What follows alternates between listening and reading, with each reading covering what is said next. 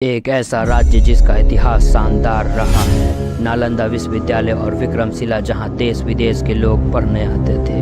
मगध साम्राज्य की राजधानी भी यहीं थी। लेकिन सवाल ये उठता है कि बिहार का इतिहास इतना शानदार होने के बावजूद भी बिहार विकास की रेस में इतना पीछे क्यों है। समय के साथ बिहार की चमक धमक धुंधली होती गई, पर क्यों? बिहार के लोगों को आज भी विकास की तलाश है। आखिर विकास भैया कब आएंगे बिहार? विकास पहुंचा है आपके गांव में? विकास हाँ। हम नहीं थे यहाँ सर, हम बीमार थे, डॉक्टर के नहीं थे। Let's decode Bihar. British era और फिर आज़ादी के बाद बिहार में विकास की रफ्तार धीमी पड़ गई। Infrastructure, education and health sector में कमी आ गई।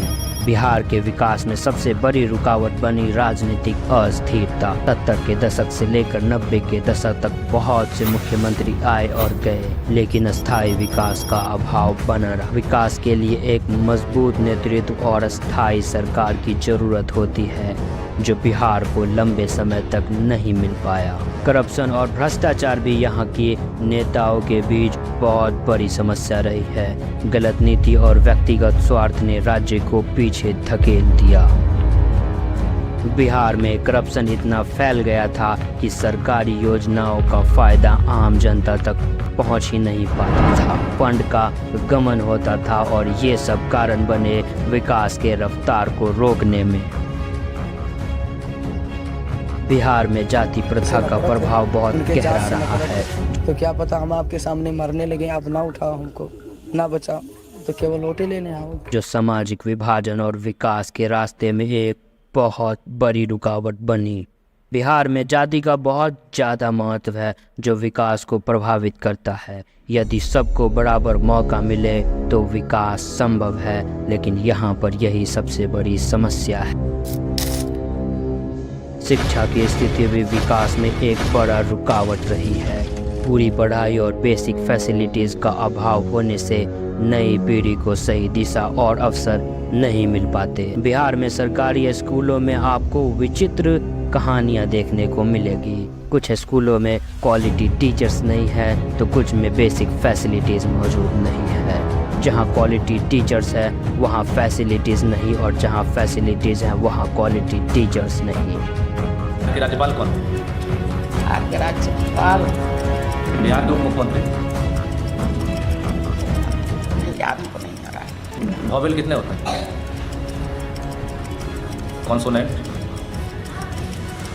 हम इंग्लिश में नहीं बता और इसके लिए सिर्फ सरकार और सिस्टम को दोष नहीं दिया जा सकता है, बल्कि आम जनता भी इसके लिए जिम्मेदार है। बिहार के ज़्यादातर लोग एजुकेशन के लिए अवेयर ही नहीं हैं। बिहार का लिटरेसी रेट मात्र 61.80% है, जो बाकी राज्यों के मुकाबले बहुत कम है। भारत में सबसे कम पढ़े लिखे राज्यों में बिहार का नाम सबसे ऊपर आता है, जो बिहार के विकास में सबसे बड़ी बाधा है, जिसका समाधान जल्द से जल्द हमें निकालना होगा। बिहार को विकास की तरफ अग्रसर करने के लिए यहाँ के लोगों को ज़्यादा से ज़्यादा अवेयर करना होगा और हर एक नागरिक को अपने स्तर से पहल करना होगा।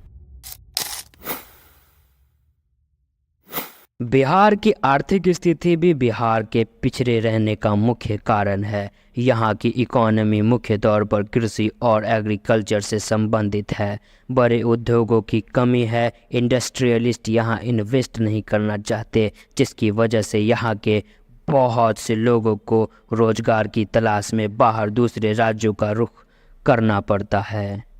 युवा शक्ति का दूसरे राज्यों में पलायन बिहार की प्रगति को रोकती है।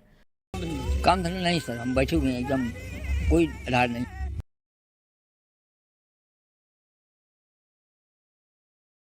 में तो ऐसा नहीं है जो उसे मतलब मजदूरी करके मतलब वो कर्ज मेरा टूट जाएगा।